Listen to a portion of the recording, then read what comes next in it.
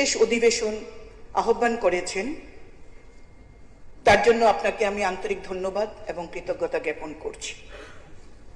এই আইন এই দেশের মহিলাদের জন্য, যারা দেশের অর্ধেক আবাদি, যারা দেশের অর্ধেক ভোটার, যারা সরকার গড়তে এগিয়ে আসেন, তাদের আইনি অধিকার দেওয়া, সাংবিধানিক অধিকার দেওয়ার জন্য এক বিশেষ আইন দেশের মাননীয় প্রধানমন্ত্রীর নেতৃত্বে ভারতীয় জনতা পার্টির সরকার যে দেশে চলছে, সেই আইন 2023 সালের সেপ্টেম্বর মাসে পাশ করা হয়েছে লোকসভা এবং রাজ্যসভায়। কিছু বিশেষ সংশোধনীর জন্য 2026-এর 16 এপ্রিল থেকে 18 এপ্রিল একটি লোকসভার অধিবেশন আহ্বান করা হয়েছে। সেখানে আমরা সকলে অবহিত আছি যে কিভাবে কংগ্রেস নেতৃত্বে যে বিরোধী জোট, তারা এই বিলকে প্রত্যাখ্যান করেছেন। তারপর আপনি আপনার উদ্দেশ্যে আমরা যারা মহিলা বিধায়ক রয়েছি এবং আরো অনেক বিধায়ক, প্রায় 17 জন বিধায়ক, আপনাকে আমরা চিঠি দিয়ে জানিয়েছি যে একটি বিশেষ অধিবেশন আহ্বান করুন। এই রাজ্যের অর্ধেক আবাদি যারা, অর্ধেক ভোটার যারা, তাদের স্বার্থের জন্য এই বিধানসভায়, এই পবিত্র বিধানসভায় একটি গুরুত্বপূর্ণ আলোচনা অত্যন্ত প্রয়োজন। আপনাকে আন্তরিক ধন্যবাদ এবং কৃতজ্ঞতা জ্ঞাপন করছি। আপনি আমাদের এই দাবি, আমাদের এই অনুরোধকে সম্মতি দিয়ে এই বিধানসভার অধিবেশন আহ্বান করেছেন। মাননীয় বিরোধী দলনেতা সহ বিরোধী বেঞ্চের এবং ট্রেজারি বেঞ্চের সদস্যরা যারা বিজনেস অ্যাডভাইসারি কমিটিতে রয়েছেন, তারাও বিশেষভাবে এই অধিবেশনের জন্য সম্মতি প্রদান করেছেন। তাদেরকেও আন্তরিক ধন্যবাদ এবং কৃতজ্ঞতা। বিশেষ করে বিরোধী দলনেতার প্রতি আমার আন্তরিক ধন্যবাদ এবং কৃতজ্ঞতা। স্যার, নারী শক্তি বন্ধন অধিনিয়ম একটি যুগান্তকারী আইন, যার লক্ষ্য হলো দেশের লোকসভা এবং বিভিন্ন রাজ্যের বিধানসভায় মহিলাদের জন্য 33% সংরক্ষণ দেওয়া এবং রাজনীতিতে, প্রতিনিধিত্বে লিঙ্গের সমতা প্রণয়ন করা। যেটা আমি বলেছিলাম যে 2023 সালের সেপ্টেম্বর মাসে এই নারী শক্তি বন্ধন অধিনিয়ম আইন প্রথমে বিল, সেটা লোকসভায় এবং রাজ্যসভায় ভোটাভুটিতে এবং সংখ্যাগরিষ্ঠতায় সে বিল পাশ হয়েছে এবং রাজ্যসভায় সর্বান্তকরণে এই বিলটিকে সমর্থন করেছে এবং লোকসভায়ও 2 জন সদস্য বাদ দিয়ে বাকি সদস্য যারা উপস্থিত ছিলেন সেই বিলের প্রতি সম্মতি প্রকাশ করেছিলেন এবং তার শেষ পর্যন্ত মহামান্য রাষ্ট্রপতি দ্রৌপদী মুর্মুর অ্যাসেন্ট নিয়ে এই বিলটি আইনে পরিণত হয় এবং সংবিধান সংশোধনের মাধ্যমে সেগুলি অন্তর্ভুক্তি হয়। মাননীয় অধ্যক্ষ মহোদয়, এই বিলটি যখন লোকসভা এবং রাজ্যসভায় পাশ করা হয়, তখন বিরোধী দল থেকে দাবি জানানো হয়, মতামত দেওয়া হয় লোকসভায় এবং রাজ্যসভায় যে এই বিলটি কার্যকরী করতে কেন 2029-এর অপেক্ষা করতে হবে, যত তাড়াতাড়ি সম্ভব এই বিলটি যেন আইনে রূপান্তরিত করে তার চূড়ান্ত পদক্ষেপ নেওয়া হয়, অর্থাৎ তার কার্যকারিতা শুরু করা যায়। 2029-এর আগেই তারা সেটা চেয়েছিলেন।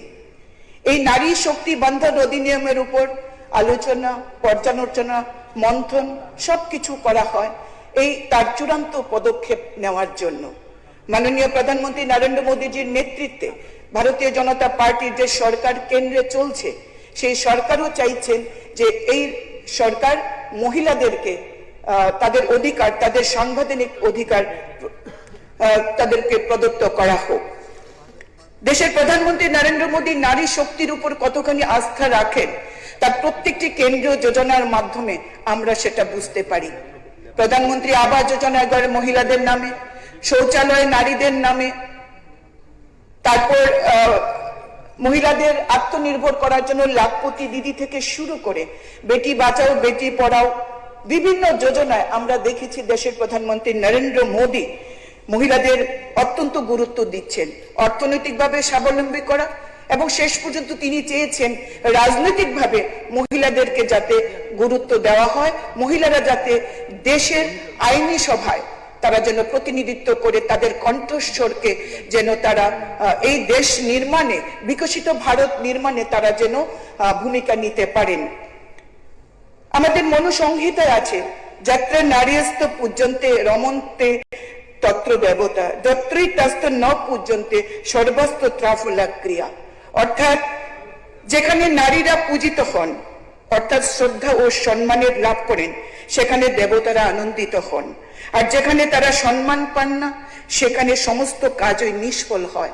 প্রধানমন্ত্রী সেটা অনুধাবন করে মহিলাদেরকে দেশের রাজনীতিতে এবং রাজ্য বিধানসভার মহিলাদেরকে প্রতিনিধিত্ব করার সুযোগ দেওয়ার জন্য নারী শক্তি বন্ধন অধিনিয়ম এনেছেন। কি ছিল সেই বিলে আমরা সবাই জানি, তবে একটু রিফ্রেশ আমরা করছি। মাননীয় অধ্যক্ষ মহোদয়, সেখানে দেশের লোকসভায় এবং বিভিন্ন রাজ্য বিধানসভাগুলিতে 33% মহিলা রিজার্ভেশন এবং ST/SC রিজার্ভেশন যেভাবে রয়েছে, তার মধ্যে এই 33% SC/ST ওমেনদেরকে সুযোগ দেওয়া, অর্থাৎ রিজার্ভেশন উইদিন রিজার্ভেশন। তারপরেও সেখানে কি ছিল? সেখানে ছিল যে পরবর্তী যে সেন্সাস বা জনগণনা আদমশুমারি জনগণনার ভিত্তিতে 2026 সালে যেটা শুরু হয়, তার ভিত্তিতে সে কাজ সম্পন্ন হলে এলাকা পুনর্বিন্যাস অর্থাৎ ডিলিমিটেশনের মাধ্যমে এই বিল কার্যকরী হবে এবং এই বিলের সময়সীমা 15 বছর পর্যন্ত থাকবে। তারপর সংসদ যখন সেটা সংশোধনী করে যদি সময়সীমা বাড়ান, সেটা বাড়বে এবং এই আসনগুলি রোটেশন অনুযায়ী চলতে থাকবে as directed by the parliament।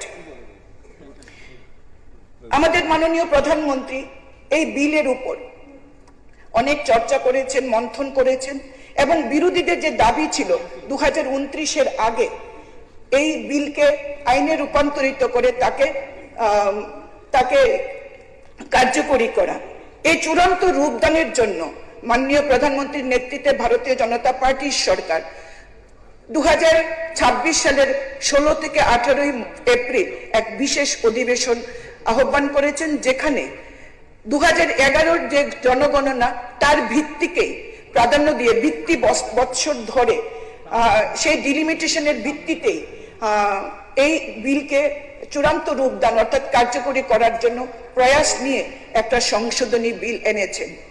আমরা কি দেখলাম? লোকসভায় প্রতিপক্ষ নেতা শ্রী রাহুল গান্ধী মহোদয় এবং ইন্ডি জোট এই বিলের বিরোধিতা করছেন এবং এই বিলের যে বিরোধিতা শুধুমাত্র পদক্ষেপ কি হবে, প্রসিডিউরটা কি হবে তার বিরুদ্ধে নয়, সম্পূর্ণ মহিলাদের ক্ষমতা দেওয়ার ক্ষেত্রে 33% মহিলা রিজার্ভেশন তারা মেনে নিতে পারেননি, তারা তার বিরোধিতা করেছেন। 130 জন সদস্য এই ভোটাভুটিতে অংশগ্রহণ এই বিল নিয়ে আলোচনায় অংশগ্রহণ করেছিলেন। তার মধ্যে 56 জন ছিলেন মহিলা সদস্যা, যাদের উচিত ছিল এই বিলকে পূর্ণাঙ্গভাবে সমর্থন করা, কিন্তু দুর্ভাগ্যের বিষয় তারা এই বিলকে সমর্থন করেননি। তারা এই বিলের বাস্তবায়নের বিরুদ্ধে পদ্ধতিগত ত্রুটি বা কি এই নিয়ে আলোচনা না করে সরাসরি এই মহিলা সংরক্ষণের বিরুদ্ধে তারা আওয়াজ তুলেছেন। আমাদের স্বরাষ্ট্রমন্ত্রী অমিত ভাই শাহ, যিনি লোকসভায় দাঁড়িয়ে বলেছিলেন যে এক ব্যক্তি এক ভোট এক মূল্য, এই নীতিটি বাস্তবায়ন করা, যে নীতিটি আমাদের গণতন্ত্রের ভিত্তি হিসাবে গণপরিষদে কর্তৃক নির্ধারিত হয়েছিল, তিনি আলোচনায় করেন যে একটি ভারসাম্য অন্তর্ভুক্তিমূলক এবং বাস্তবসম্মত গণতান্ত্রিক কাঠামো গড়ে তোলার দায়িত্ব সংবিধান সরকারকে অর্পণ